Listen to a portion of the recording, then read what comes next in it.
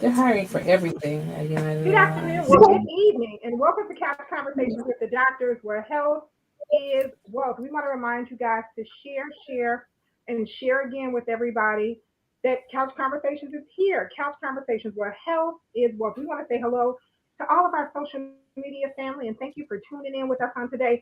As we do on every Monday night, we go around the table and we introduce all of the great people that are here with us, our panel of doctors who are here with us to keep us healthy.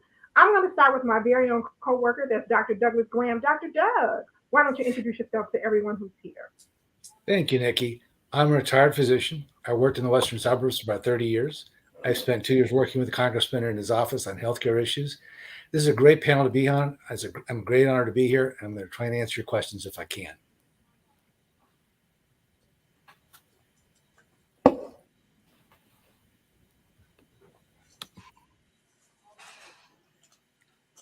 Can't hear you. Nikki, if you're talking, okay. Nikki, well, I'll Yes, introduce myself. Can you all hear me? Yeah. My name is Dr. Maya. Maya, you can't hear me? I can hear you now. Well, they call me Okay. Dr. No, so I was saying to the man who says that I threatened him to be here every Monday Oh, night, but he beat me here tonight. That's yeah. Dr. James Miller. Go right ahead, Dr. Miller. Good evening, everybody. My name is Dr. James Miller. I'm retired from clinical medicine, but I'm busy working. I practiced medicine in the Chicagoland area for about 40 years. Retired in 2019, but still working to try to heal the community because there's so many illness that does exist. So we hope tonight that we'll be able to say something or to answer some questions that will help somebody so they may be healthier in whatever aspect of or problem that they're dealing with. Outstanding. I want to say hey to James Shelby, who's here with us, and he sent his question in early. So, James, we got your question, and we're going to definitely look at that. I want to say hi to Audrey Jaycox, who's here with us. Hey, Audrey, thanks for tuning in. And she says, good evening, everyone. To the urologist of the stars, that's our very own Dr. Terry Mason. Dr. Production. Dr. Good Mason. evening. Good evening, everyone. And I too, like my colleagues, are all grateful to be here and offer what we can to increase the knowledge that you have and maybe clear up some misunderstandings that you may have. So we thank the Congressman for this opportunity, and thank you, Nikki, for pulling it together. Awesome. Thank you so much. To Dr. 100, the community guru of healthcare, our very own Dr. Maya Green, better known as Dr. 100. Why don't you give us an introduction? And you're muted. Hey, everybody. Hey to the wonderful team here. I'm struggling with that mute button. Thank you, Nikki. And thank you, Congressman Davis. I almost called you. Oh, it says Nicole. I almost said it. Hey, thank you for having me. I'm very honored to be part of what is innovative, what is, and that you all have created, Dr. Pete and Nikki. Very honored to be part of this because it's not every day where community gets to learn from doctors and doctors get to learn from community. So super honored to be here and part of the discussion. Outstanding. Outstanding. To the man who is the go all to everything. And of course, he loves art. We have something new in his background on today.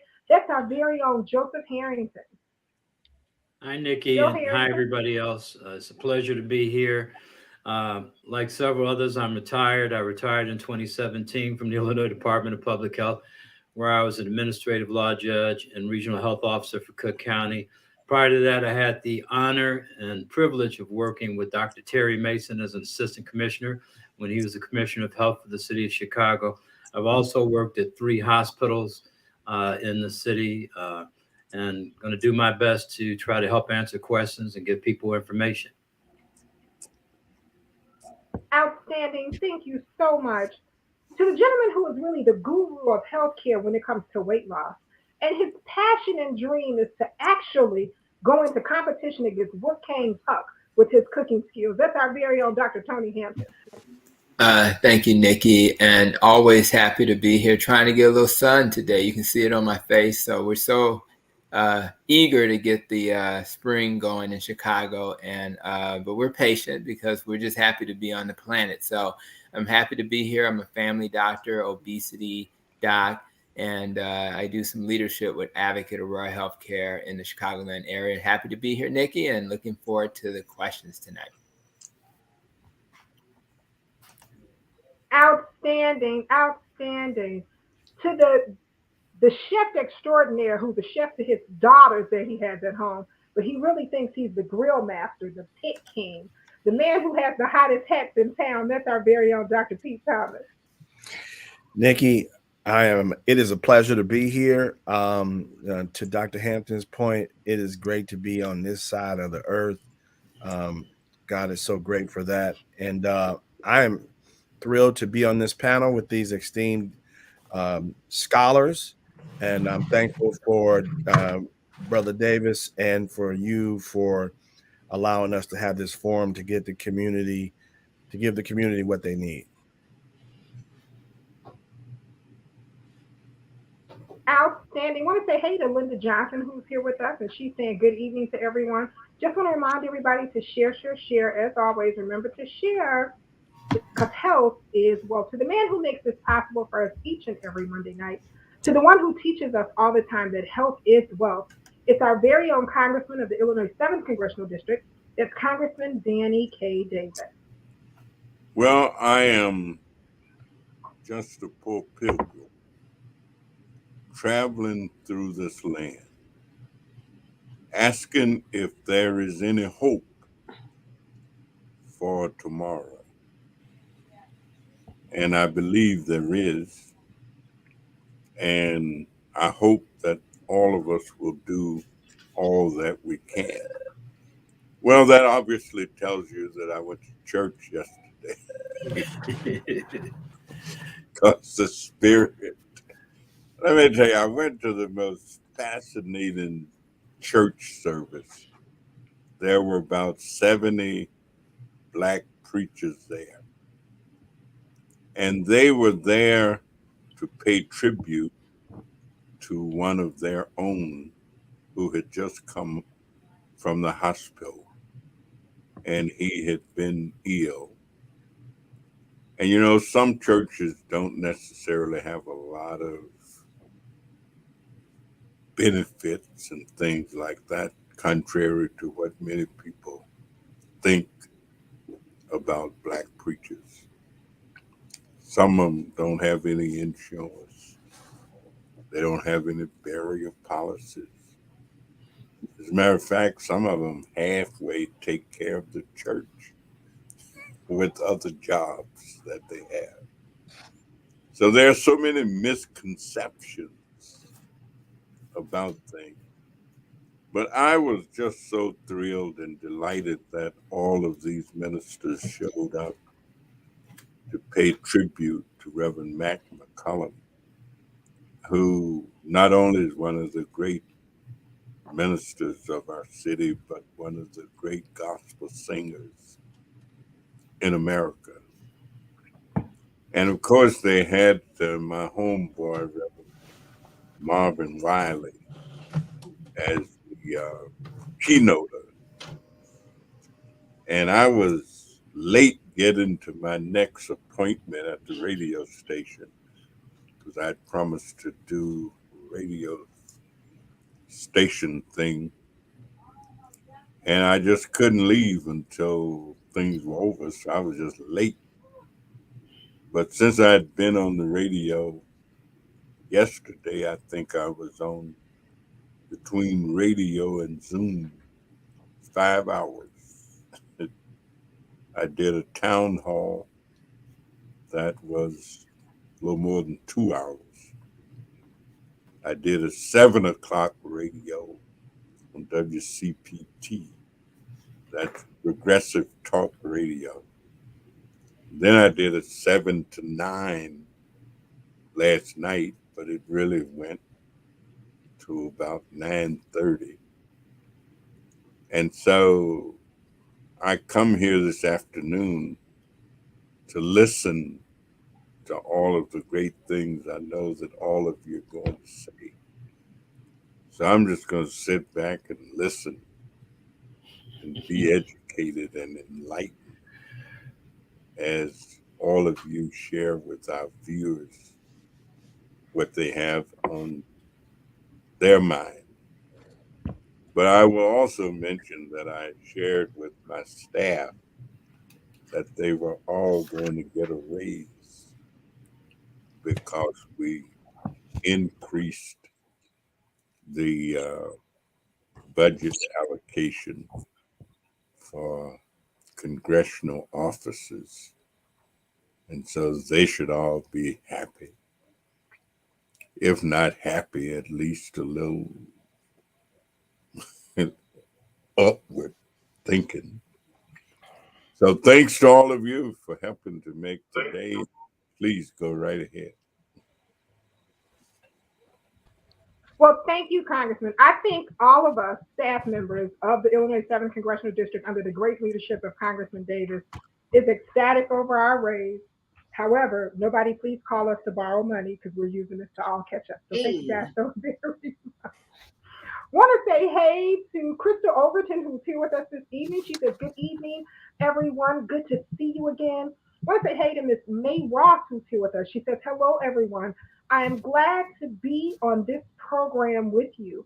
We have great questions, and I guess we're just going to get started. And before we go to some of our questions that are here with us, and Chris was saying, yay, before we go on to our form questions that we had actually pulled, Mr. Shelby checked in earlier today, and he wrote his question in the post.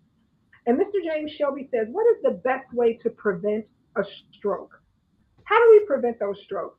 So which one of our doctors would like to take that first? Yeah. So basically, a stroke is interruption Don't all of. jump in at the same time. It looks like we're having some. Go ahead. Yeah. Yeah. So it looks like a stroke is the interruption of blood flow to the brain, to various parts of the brain, which can give you different symptoms according to whatever part of the brain that got the blood flow that's interrupted. Now, prevention, there are risk factors for stroke. There are risk factors for those blood clots or the interruption of that blood flow. So things like high blood pressure, things like diabetes, high cholesterol, those are the things that typically will set you up or make it more easier for you to have a stroke. So in terms of prevention, if you can prevent those risk factors from happening, or even if you do have high blood pressure or diabetes or high cholesterol, if you can keep those things controlled either through diet or exercise or medications, then you could prevent yourself from having a stroke. I just would like to add to what Dr. Thomas said, is that a stroke is just a symptom of more generalized disease in all of the arteries. We have to get away from this idea that you just have something that goes to a head and creates a problem, whether it's the right side or left side. So if you have enough blockage in your blood vessels to cause a stroke, you have enough blockage in your blood vessels to cause a heart attack. You have enough blockage in your blood vessels to cause blood flow interruption to your legs or things of that nature. So we got to think about these, stop thinking of these diseases as being so compartmentalized, because they are not. And to have blood vessel disease anywhere means that you have it everywhere. Yeah, I'd like to jump in, and then I'm going to turn it to Dr. Hampton. One of the things that we talk about is modifiable risk factors, and there are risk factors that you can't modify. Can't modify your age. As you get older, you're much more likely to have a stroke. If you're Black, you're much more likely to have a stroke. So you can't change your age, can't change your race. So those are non-modifiable risk factors. But what you eat, how much you eat, and how active you are things that you could modify. And I think that opens the door to Dr. Hampton to talk about a couple of those things. Yeah, and I will definitely do that. And we're very good. Like Advocate Trinity Hospital on the south side of Chicago is a phenomenal place to go to if you're having symptoms of a stroke. So if we're having symptoms of a stroke, you want to get to the hospital. So in America, we're really good at treating it, getting you the right medicines. If there's a clot issue, dissolving the clot. But the question is, did I have to get to that point? And that's what was just stated. We do not have to get to that point. In most cases, there's different types of stroke. You got hemorrhagic, you got ischemic, you got transient ischemic attacks, those mini strokes we're familiar with. Many of them, though, are all part of the same medical condition. Dr. Mason said it's all the same. So I always use the term metabolic syndrome. And metabolic syndrome means that there's some, too much insulin in your body that's causing inflammation. That's primarily from your diet. And so if we can reduce the risk of metabolic syndrome, we reduce the risk of heart attack, stroke, dementia, cancer, all of that stuff. It's all the same stuff. It's inflammation. So the best route to take is, what do I do to reduce inflammation? And the answer is, I get enough sleep. I make sure I exercise, but don't over-exercise. I make sure that I reduce stress. I make sure I eat a whole foods diet, whether it's low carb or low fat. And if you get that inflammation out of your life, all of a sudden your risk for a stroke goes away, because all your body's trying to do is to repair itself. You have inflammation and the arteries are like, listen, I'm inflamed, I need some help. So your cholesterol goes and tries to patch up all of that inflammation. Unfortunately, your body does too good of a job, and now you have clogged arteries. Sometimes those clogged arteries break off into little clots that can cause you to have a stroke. Sometimes it just closes up, causes you to have a stroke. And that's why they start in those small vessels. That's why you get those mini strokes. Didn't clog up a really large vessel, a small one. And if you get a mini stroke, your chance of giving a major stroke is much higher. So we really want to change our health system to one where we teach people like you who are listening, this is preventable. There's no need to have a stroke with the knowledge that we have today. So we want to encourage you guys, as you think about that question, what can I do different so that I won't succumb to that? Because when you have a stroke, it's not going to just impact you. It's one of the most devastating diagnoses. Somebody sometimes has to help take care of you. And so you want to serve your family better. I want you to be able to take care of your family, not have them take care of you because of, the choices. So I want to make sure you understand that concept and work on the lifestyle. So thank you for bringing it to the forefront. Yeah, I'll just leave everyone with this acronym, and the acronym is FAST.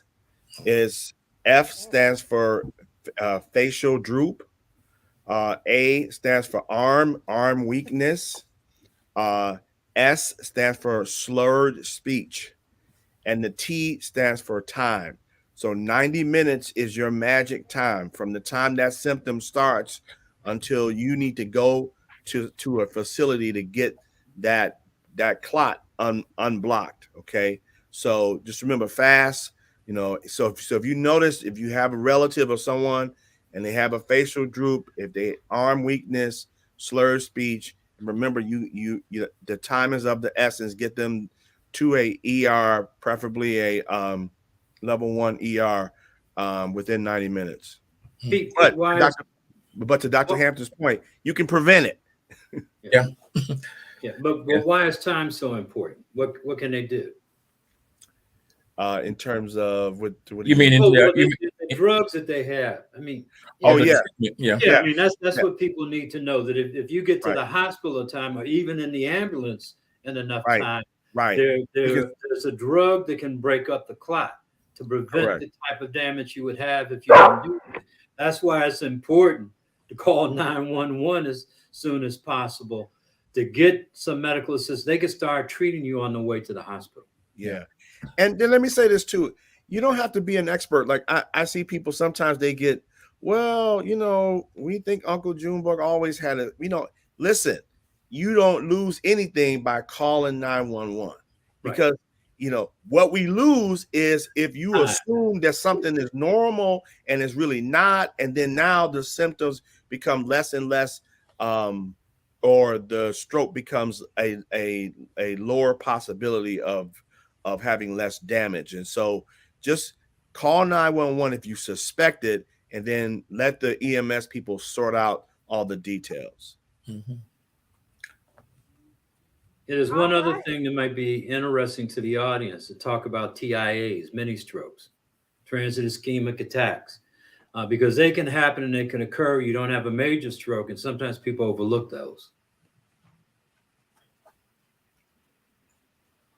Okay, fantastic. Were we going to go into a little bit about a TIA, or did we? Well, I mean, just that, the transient ischemic attack usually lasts less than 15 minutes. And it is your warning sign. It is a warning that, there is a potential problem with blood flow to an area of your brain. So typically you might get slurred speech or droopy face, and it just lasts for 15 minutes.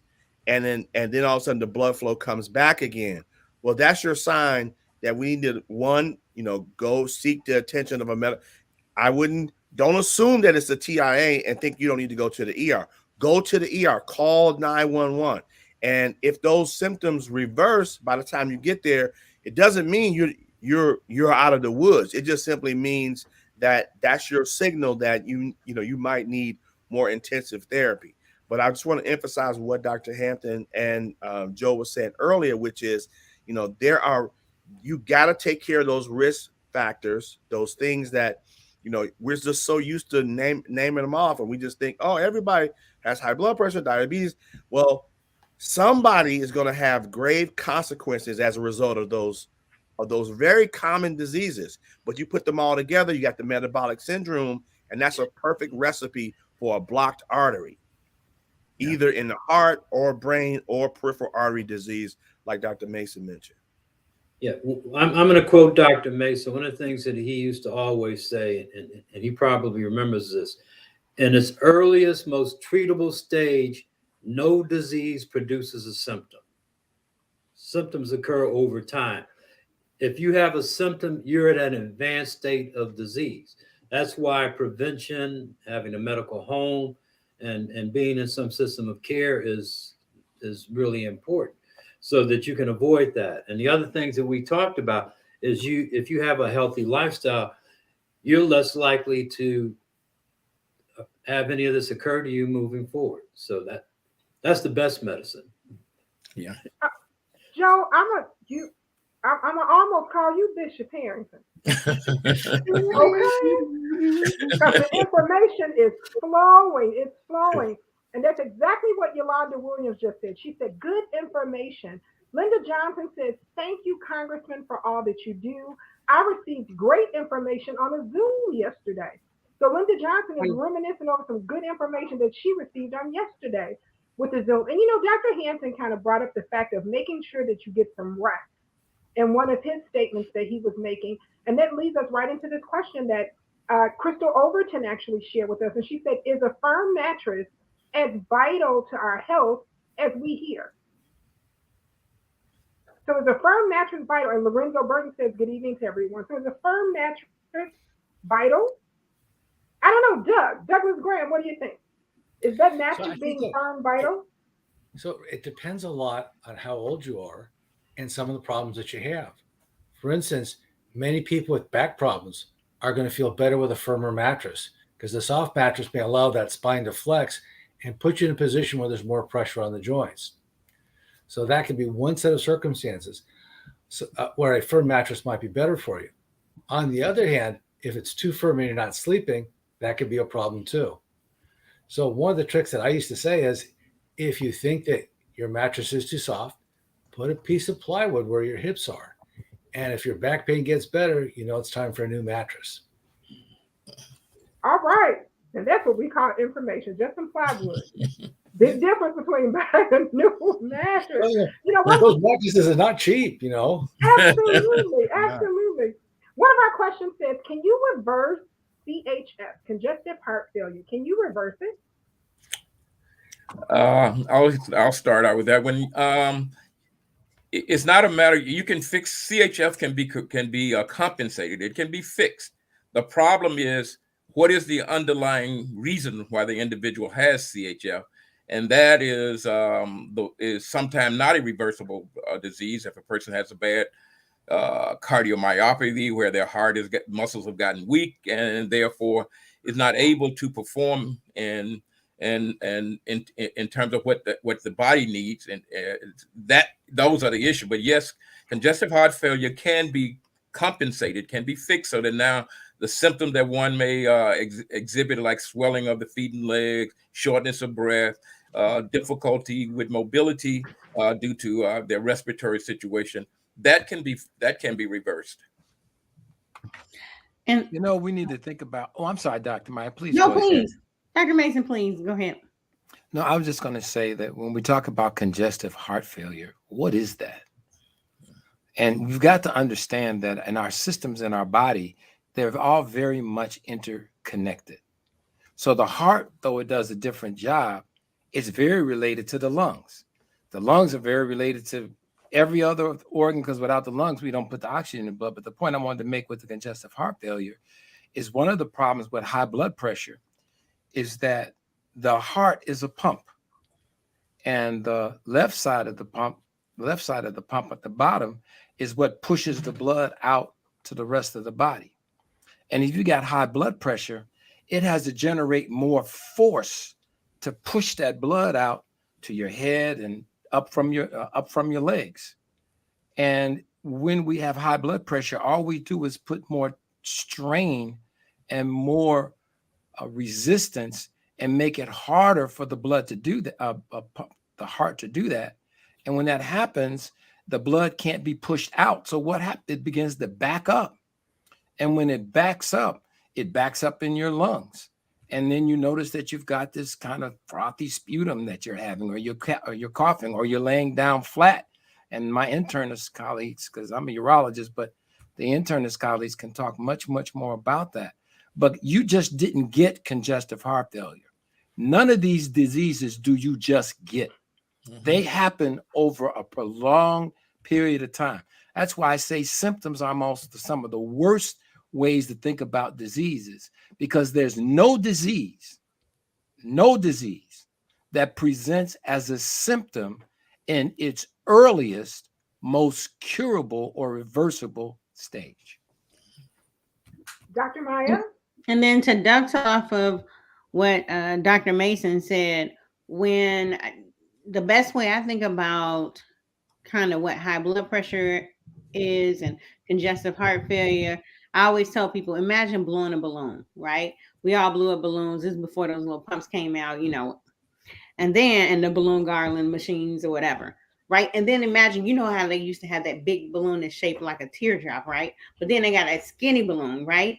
That's a little tighter, and you just blow. And I tell patients, blow. You just keep on doing it.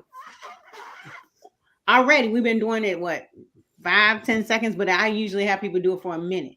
And you know that your jaws hurt, everything like that. Now imagine if this is my heart, instead of air, blood is going through, and the balloon that I got to deliver the air to is the rest of my body. Now, the tighter that is, or the more stressed out it is, that's the pressure your heart, except like Dr. Mason and I think Dr. Miller said, the heart doesn't have as many, your face got a lot of sensory nerves, right? So I feel it here. You don't feel it here until you like down the road. Now, until the train has left the track. Now, how do we do it? Dr. Miller said, hey, there are things you can do to assist that process or try to compensate heart failure if you have it. I always tell people now, heart failure, diabetes, any kind of progressive chronic disease. I say progressive because people think, oh, I had diabetes and I took the medicine and the numbers went down. So, or I ate and the numbers went down. I ate or exercised or whatever I did to get that like diabetic number, that sugar number down, or that heart better. And now I can go back to eating sugar and doing everything I can because I saw a low number. That's not it. These are progressive. So I tell people, imagine y'all remember the strongman competitions where they have a car and they tie a rope to it and they steady pulling that rope back. Well, the car is diabetes or a heart failure. It's trying to go down the track. It's trying to go. The rope is everything I'm doing. So I'm staying active.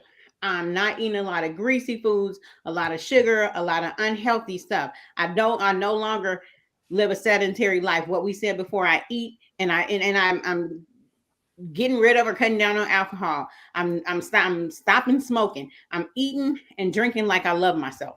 Right? That's me. Boom, I got this rope. And y'all see the car be still trying to hit the gas and the wheels still be trying to pull away, right? And y'all seen them strong man competitions. Sometimes a strong man or a woman gets tired and they hands slip a little bit, right? I eat wrong for, it's my YOLO vacay. Hand slip a little bit. And that car just goes. And I try to catch it again. I go. And every time I don't eat and drink like I love myself, or I don't take the medications if I'm down that road, like Dr. Mason said. Every time I do that, that car is going. It's going. These are progressive. Once they come, they progress unless I am eating, drinking like I love myself, and I'm no longer living a sedentary life, meaning I got to be active. I got to be engaged in holding that. I can't so I got to be walking, running, whatever, swimming, dancing, whatever you do to keep your body active. And so that's how, as this tries to progress, I can make sure my body tries to progress. So sometimes when I get up and I'm like, oh, I want to go to the gym. I go to the gym for 70-year-old Maya because I owe her that. I dedicate that. I dedicate that workout to her.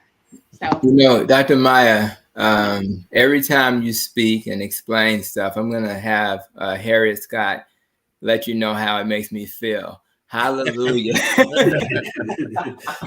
I mean, you just keep it simple. You just hit it. And I really appreciate that because that's what the people need to hear. All I'll say as an obesity doc is that as was previously stated, you know what? There are different types and it depends, so that's what Dr. Graham was saying. But when I see a lot of people who suffer from obesity, and they'll come in with an ejection fraction. In other words, the percentage, as you illustrated, what you have to blow through. And if it's less than 50%, we start to pay attention. If it's less than 40%, you definitely got congestive heart failure. And I'll tell you, I've seen people with 30s and 25s, and these are morbidly obese people. They lose 100, 150 pounds, and guess what? That number goes right back up. So there are examples of people who can reverse it, but I can't find one medicine that'll reverse it. I can't. I've been looking for it. There's not one medicine, and I read a lot of books. Everybody on this panel, we read a lot of medical books. I haven't found one medicine that'll reverse it. Will it control it, manage it, delay it? Absolutely. But if you're at a point early enough in the process where you can actually, particularly if you're obese and you lose that weight, a lot of times you can reverse it. And it may not be the heart you had when you were 20 or 30 or 40. But it'll be a heart that may not require as much medicine, may not have as many negative effects on your quality of life. So you have nothing to lose. But this is a perfect example of how the ball's in your court. You learn the right information, learn how to eat better, lose the weight, and all of a sudden you get your life back. So there's never a point when it's not worth doing that, because even if it's not reversible, your quality of life is going to be so much better. So I really appreciate that hallelujah moment that Dr. Maya just gave us.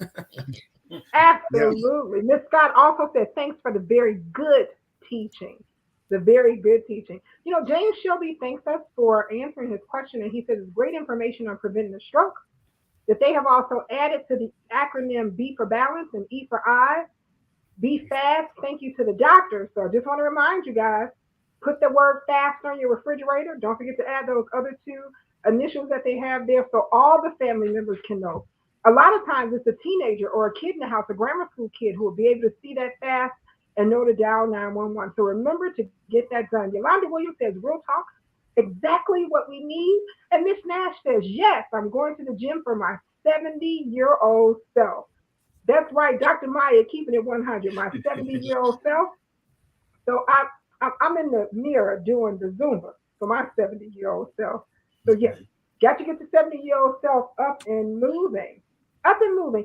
Can the esteemed panel of doctors please give a general overview of leukemia?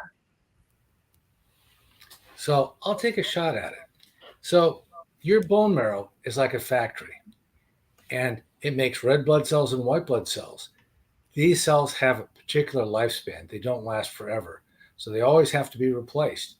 And it turns out that leukemia is something that happens in the production line. And so either they overproduce a particular cell or they stop producing a particular cell. When they overproduce it, it crowds out all the other healthy cells that you need. So that's how I understand what leukemia is. It can affect the white cells and it can affect the red cells. And a small little cell causes blood clots called the platelets, which is very, very rare. There are different kinds for adults and different kinds for children. There are some causes like radiation, and some chemotherapy treatments can cause it, and some of it we just don't know. It's interesting in cats; they'll get leukemia from a virus. Oh, wow. Thanks for that great general overview for our person who sent that message in. Thank you so much. Vic says amen. Miss Scott says amen. Dr. Tony and Yolanda Williams says, listening to this panel has basically made her transition her garage into a gym. So her husband and her family can work out. That's right, girl. Put the car on the front. Turn that garage into a gym. And she says the whole family is working out. I love it. I love it. I love it. This is what I'm saying.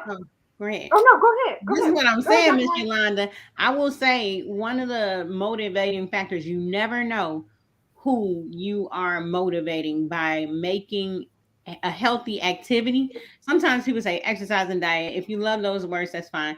I always say healthy nutrition and healthy activity plan. You never know when you make it part of your everyday conversation. I was having a conversation with somebody today and they mentioned, they was like, blah, blah, blah. So I was at the gym, right? And we were just talking about, and I've been thinking, hey, it's time to kick it up for 70-year-old Maya, and they just say, I was at the gym. And you know what? And just casual conversation at the gym. And that person just standing there. And I've known this person for 10, 12 years. And I'm thinking, hey, Maya, you've known this person for 10, 12 years. This person's still over here giving us, remember that day Dr. Mason told us how that in the age, in his ageless space, how many rotations around the sun. And we was all like, and then I was like, 479. Drop the mic. And I'm looking at that person, I'm like, what? So I've known you for well over a decade and you still standing there looking the same. And just by mentioning it, they didn't say go to the gym, blah, blah, blah, blah. It was just part of their whole life. And so Sunday is part of a story. And I had to go to the gym, right? And I was on vacation, but I was at the gym and I was like, they go to vacation, motivation, you on vacation. And because sometimes people think vacation, I'm going to sit, drink like I don't love myself, eat like I don't love myself, and they call that a vacation. This person literally said, I was on vacation and, I hit the gym, right? And I was like, oh, I gotta, so you never know who you're motivating. And it is a community effort and a family effort because it's good if one of us does it. But when we make it so the whole family does it, you ever seen those families? We set a legacy for all of our posterity to be healthy because you never know when another COVID is going to hit, right? It was the people that had their bodies ready that were ready. It was the people that had their minds ready and the plan ready that were ready. So this is another way we can keep our community ready. Normalize activity. All right. Absolutely. So to all of our social media influencers who are on this panel, I must say the reason why I'm in this mirror doing the Zumba 3 days a week is because of Dr. Maya. And the reason I'm walking is because of Dr. Mason. Now, I'm not walking with Dr. Mason yet because I ain't got there, but I'm going. This summer, he will not be walking by himself. Now, when he get on downtown, I'm going to wait on him to come back. I'm going to sit and wait. But I'm going to go as far with Dr. Mason as I possibly can. Should blacks have colonoscopy sooner than white men or sooner than women? So I guess they probably meant should black men have colonoscopy sooner than white men and sooner than women? Don't everybody jump at that question at one time. Well, I'll just comment real quick. I'll be honest. They changed the guidelines, right? And when they changed the guidelines to include everybody at 45, I did not see them specifically call out African Americans in that change. So, if any of my colleagues have a better answer, but I do know that we did lower the age to 45, and absolutely.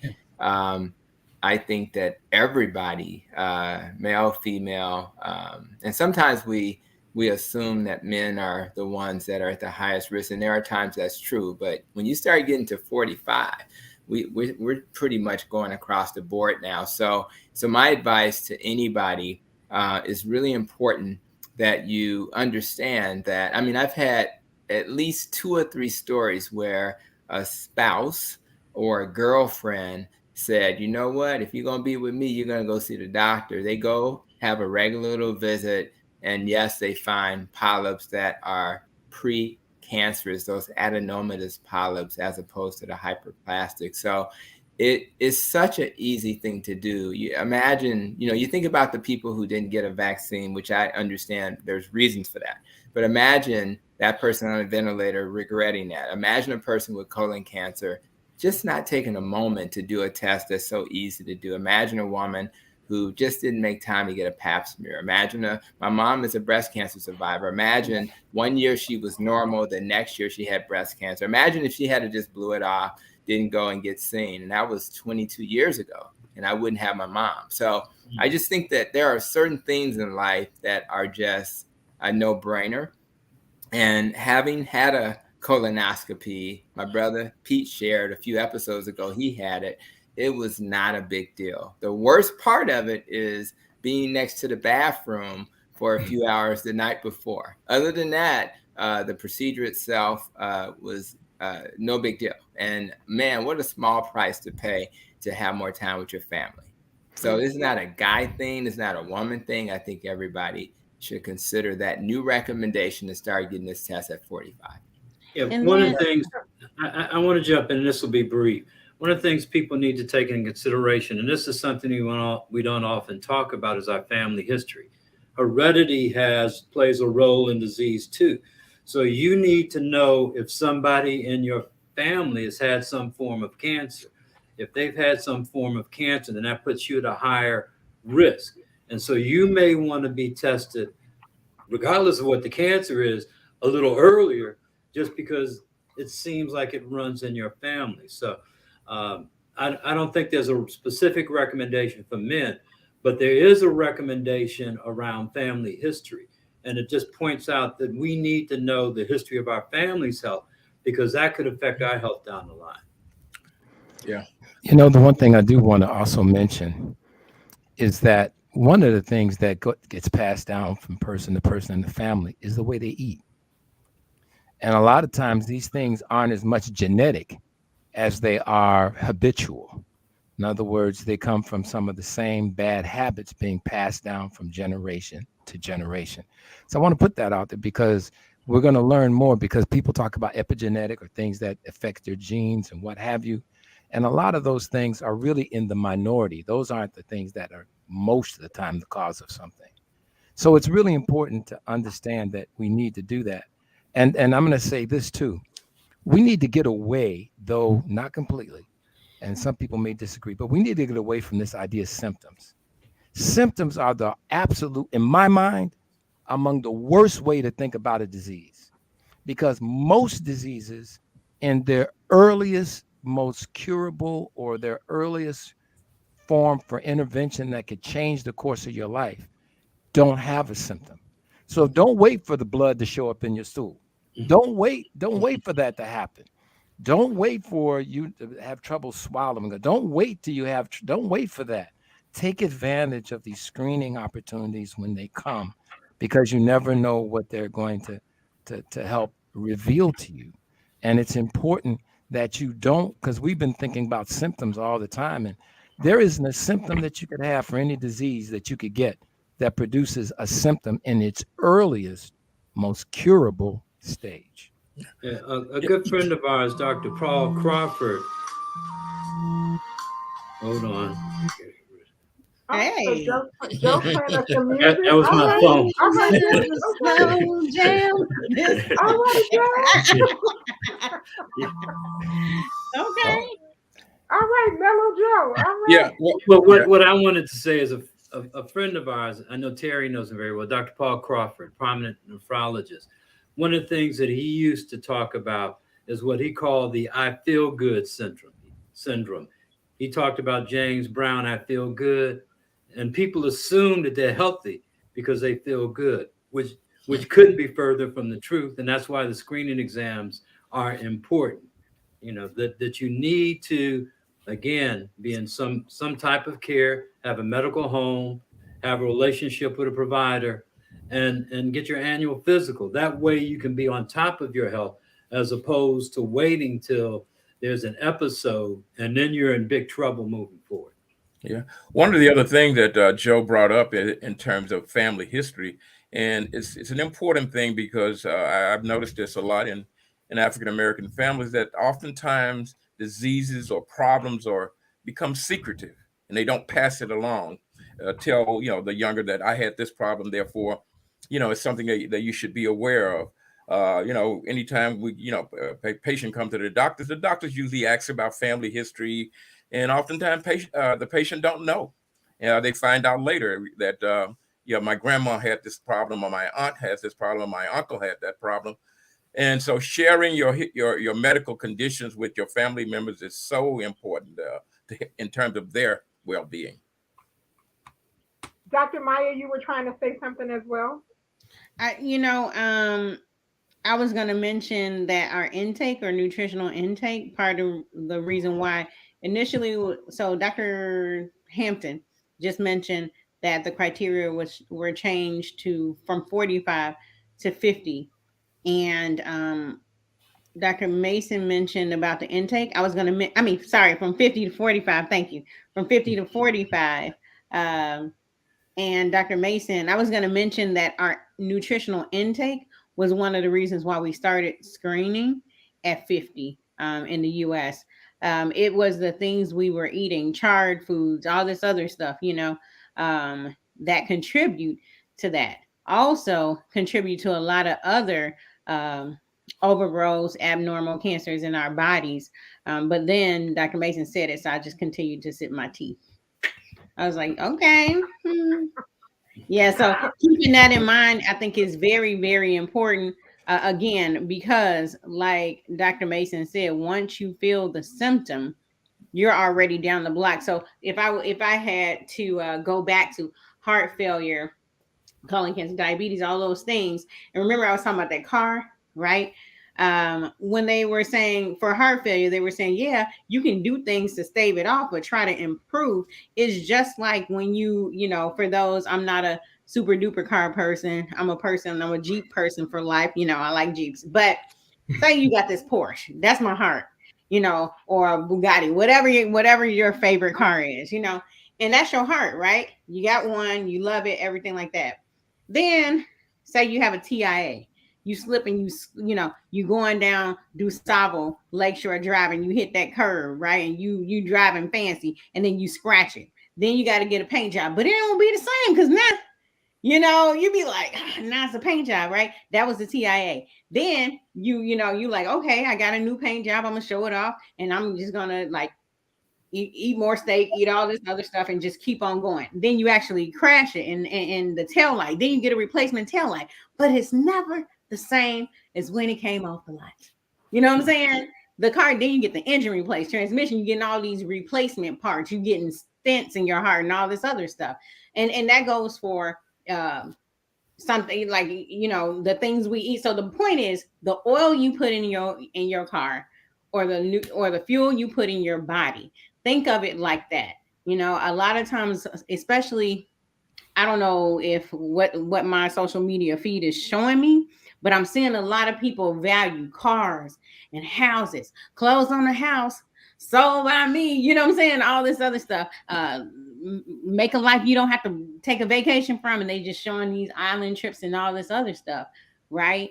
and not realizing that our true measure, I think you say this, a very wise woman says health is wealth. You know, the true measure of our wealth is how healthy we are, you know, not the beautiful car. And this, I'm not saying if you want to have a beautiful car, that's more power to you. I want you to be around long enough to drive that beautiful car forever, you know? So think about all these things encapsulated like that. Be careful about the fuel you put in your car.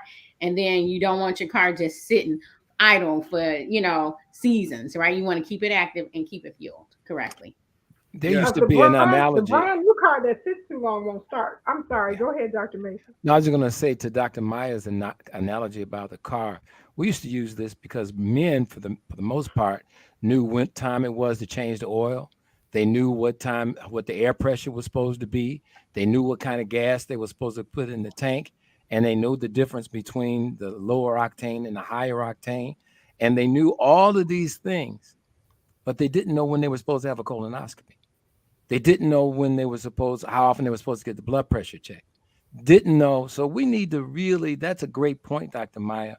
And unfortunately, we are in a thing-oriented sort of thinking, and rather than a me or you oriented thinking. And because we're not taught to think about us as much as we are to think about things, because things make people money. And the thing is, you make the money. That's right. That you are absolutely right, Dr. Mason. So once again, health is wealth. If you're not healthy, you can't enjoy that car, that great trip, or all of those things. Absolutely right. Absolutely right. You know, the next question says, what is Peyronie's disease and how does it develop if you were not born or had it in an early stage in life? Well, Peyronie's disease is a scar tissue that develops in the penis. And the way that the penis, when it gets, and remember the penis gets hard for a reason. It gets hard because it needs to be able to be inserted into the place where the sperm get deposited so pregnancy can occur. I know we use it for all kinds of other things, but that's what it's for. And what happens with Peyronie's disease, sometimes it was described back in about 1743 by Dr. Peyronie's. And it is an abnormal curvature of the penis. So if the penis isn't able to stretch throughout its entire length because it gets scar tissue in a certain part of it, that part of the penis is not going to stretch. So it's going to curve, and it may curve up, it may curve down, it may curve to the right, it may curve to the left. It is not a cancer. It is not anything like that. But what it will do is the part where this scar tissue is, and you can feel it. You can feel that scar tissue. Where that scar tissue is, that tissue won't expand, and that's what causes the curvature of the penis. Now, the problem is, can it be fixed? Well, there are some drugs that have been made where it gets injected into this scar tissue to help sort of dissolve the tissues that help make up that scar. Is it 100% effective? No, not necessarily, but it does do, it may help. And you need to see a urologist who actually treats Peyronie's disease to make certain that you're going to get the best possible treatment you can. There are times that the scar tissue, if it's just a little bit, it may just cause a little scar, a little deviation of the penis. But if it's really bad, I've seen the penis scarred like that, where instead of coming out like this, it goes down like that. And it makes it impossible to have intercourse. And you can't always take the scar out. What we do now is they use some drugs that they inject into the plaque to help soften it up. Sometimes it works, many times it doesn't. And you need to see a urologist who treats Peyronie's. You want to make sure when you go to see a urologist, ask them, do they treat Peyronie's or treat this abnormal curvature of the penis? Because everybody, you want to make sure you get somebody that has experience with this, because there's a lot of work to trying to dissolve this. And then there's stretching exercises, all kinds of other things that have to be done. Sometimes you can get it pretty straight. Sometimes you can't, but you got to work with your urologist to determine what's going to work for you. All right. Thank you. The next question says, what does the extra finger and toe on a newborn come from, and why does it develop? So I'll take a stab at that. And Okay. this goes back to what we call genetics, and it's the program to build your body. And it may be that in that particular set of circumstances, there's a gene that instead of saying making 5 fingers or 5 toes, says to make 6. Now, why it happens, don't know. Some of it may be inherited in families. Some of it may just be a combination of the genes from the father and the genes from the mother. But it is in the genes that tells you whether to have 5 fingers or toes or to have 6. It's not particularly dangerous. Okay. Great information. Great. Well, Ms. Scott says, thank you for taking the time to share. This is beautiful. Linda Johnson. So Linda Johnson saw my dog. She says, hi, Nikki's dog. I have 2 pit bulls. One is laying on the floor, and the other one, well, my boy is always very calm. He just lays here on the floor. He's probably like Dr. Pete's pit. They're usually pretty quiet through everything. But my girl, she is a different species. She works for the congressman as well. So she wanted to have something to say. So yes, Silver, her name is Silver. So Linda Johnson, thank you for saying hi to Silver. Mr. Charles says, any suggestions for arthritis relief? Boy, that's a complicated question because it depends on what kind you have. If you have arthritis from aging and from wear and tear and use, there's one set of treatments. If you have diseases, there are a whole host of medications and other things that can be offered. So I'm assuming that this is one from aging and wear and tear. And I think we have problems here because even though we've been researching this for 7 or 8 decades, we still don't have a safe or effective treatment.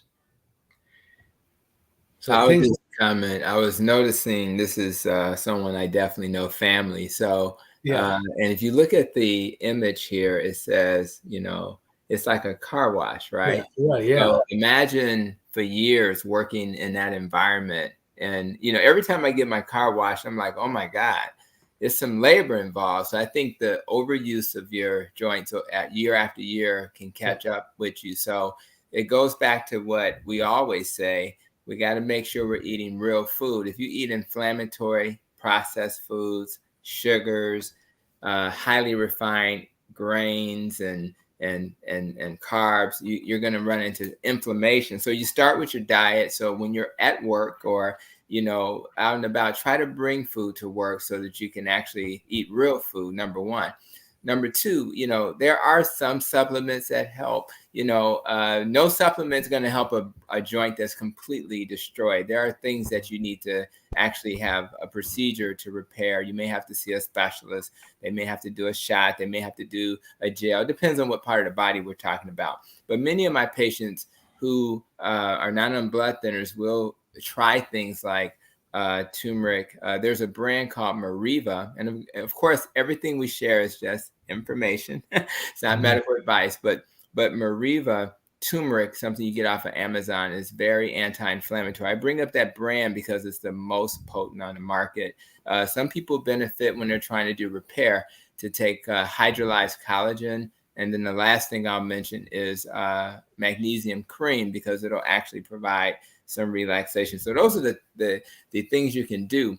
And then obviously the less you actually aggravate those joints, the better you'll be. So sometimes if you're in a position where you can reduce the exposure or find another role that you can have in that job, then I think that'll help as well. Dr. Tony, when you're talking about things that are inflammatory or decrease inflammation, Crystal Overton also asked a question that was kind of similar to what you were talking about.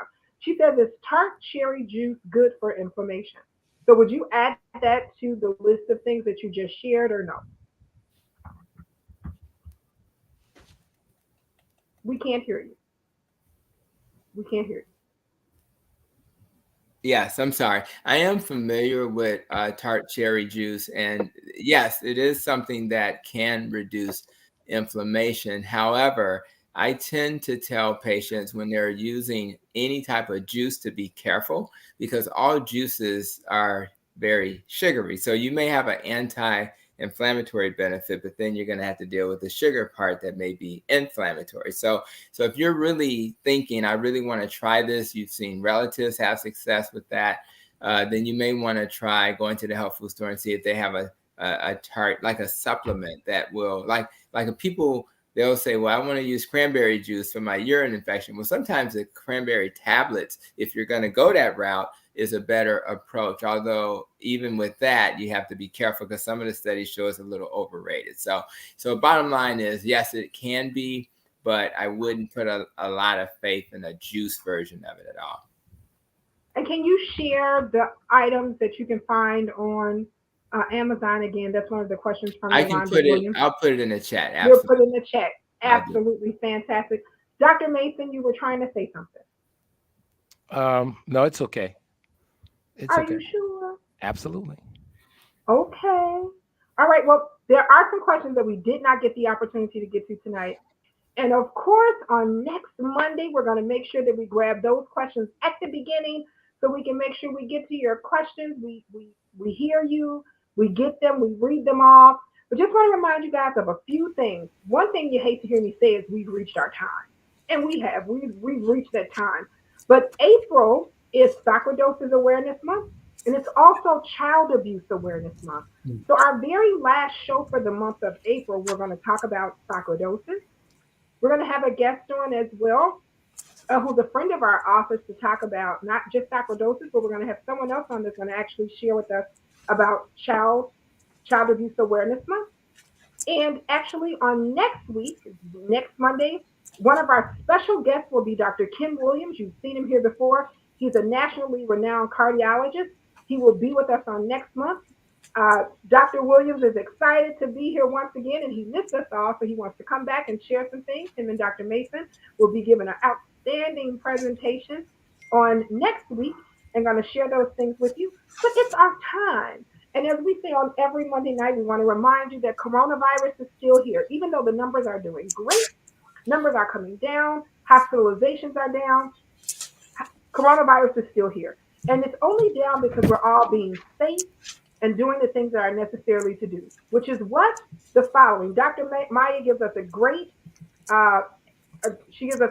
little piece on how to wash those hands. So she tells you don't forget to get in those thumb areas, and she shows you how to remember to do that and how to get in all the places where you don't wash it. She also reminds us just to sing that happy birthday song about 20 seconds to make sure that you do a good wash when you're washing your hands. And if you got off key, just wash them again. You'll be okay.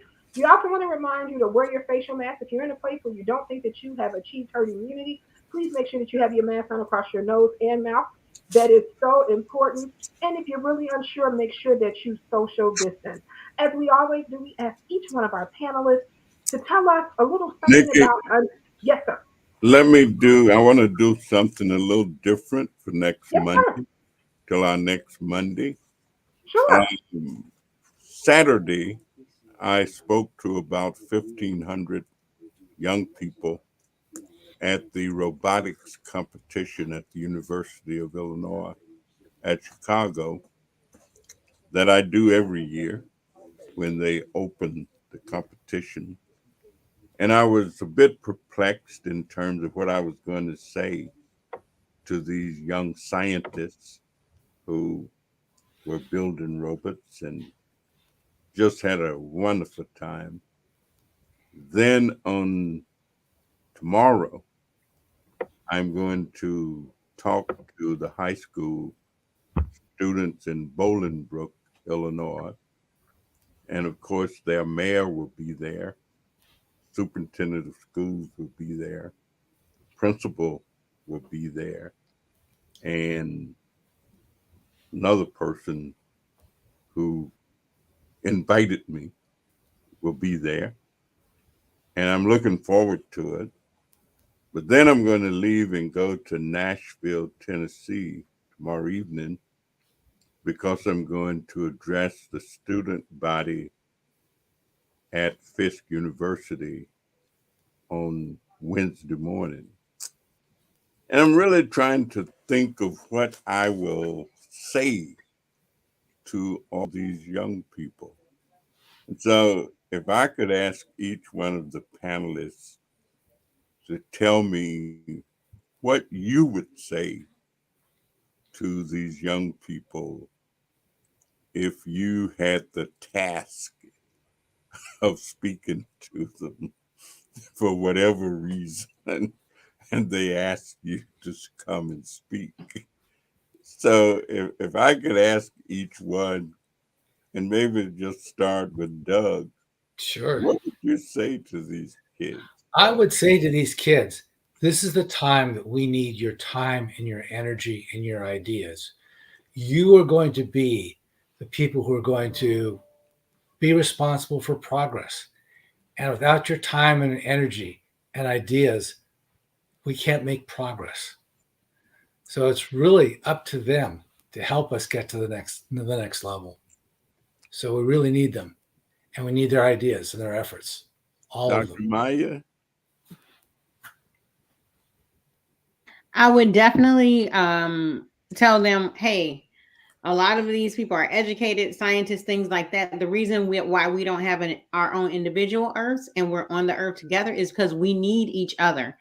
And in a world that tries to create big I's and little U's, everybody has a right to be here and everybody has a purpose, and to never, ever exchange that purpose. Once we find our purpose, or it finds us, whichever one, however it happens, never exchange it for money. I was talking to and somebody else's purpose. Walk out your purpose, and it's valuable and wonderful. I was talking to Dr. Pete about that earlier today. Nikki? I would tell them to love each other and to love everybody. Through life, it is so important that we love each other, and that relationship that you create at this stage in life is important for everyone, and relationships will take you a long way. So to love each other and create great relationships on their journey. Joseph?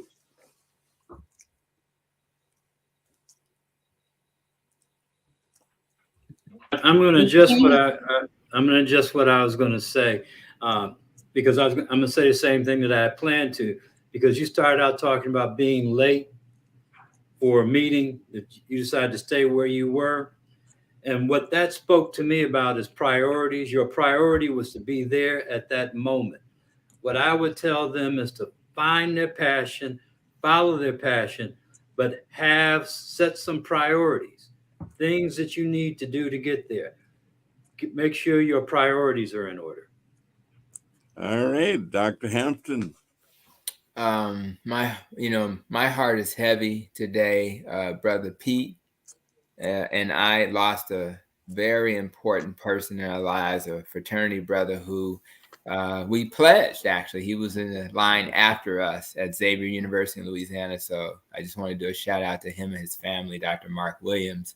We miss him. It was unexpected. And so my message to a young person is, don't wait to make a difference in the world. Like a lot of times you think you got to get to 53 where I'm at. No, you can make a difference now. You can make a difference now. You don't have to wait because you don't know how long you're going to be here. So let's make a difference now. And another thing that made me, what I felt when I lost my frat brother, is a sense of gratitude. I sent my son a gratitude journal, and I said, what are you grateful for? And the fact that we're still here and can have this conversation, I'm grateful for that. The fact that you have this platform, Danny Davis, I'm grateful for that. So I just want all the young people to know you need to do something now, and we will hear you because you have a perspective that only you can have. So I would go in that direction. Thank you, Dr. Pete. Yeah, in the same vein that Dr. Hampton mentioned, my heart is very heavy for Dr. Mark Williams and his family. No one expected this to happen, but it does it reminds us. I remember one of our older profiles came into town, and Mark drove me. He came by to pick me up, and then we drove to Navy Pier together. And I was telling Tony this. We laughed and talked all the way there. And so what it reminds me is, one, don't forget to laugh. Don't forget to enjoy life. I know we got a lot of pressure. We got things you gotta finish college. You gotta go to grad school. Don't forget to laugh and have fun. That's okay too. It don't make you less of a serious person. You can take care of business and laugh and have fun with your friends and colleagues. And also what Nikki talked about was relationships. I mean, that relationship and our fraternity was just an incredible bond. And those guys drove me and they made me responsible. And they kicked me in the butt when I needed it. And we didn't take anything personal. And by the way, we also went to medical school together. So me, Tony, and Mark went from Xavier to medical school together, and we all came back home. And so he would be missed. But we will carry on his legacy, and we'll take care of his kids and his lovely wife, who's an AKA, and also she's a doctor as well. Well, thank you all. You have been very helpful to me, because whatever I tell them or say to them, I will share with them that I asked you for this information, and that's what you told me. And so I don't know how I'll shape it up, but eventually and essentially, that's what they're going to get. And the fact that I'm going to be at each one of those, there's a story behind just my being at each one that is a great story for me in and of itself, in terms of why I agreed to go and why I'm going to be there. And I can't get a single vote. I can't get a vote in Bolingbrook. I can't get a vote in Nashville. So I'll see what the end result will be. Been a great afternoon, a great evening. Thank you all. And hey, we look forward to seeing you next week. So thank you. Thank you very much.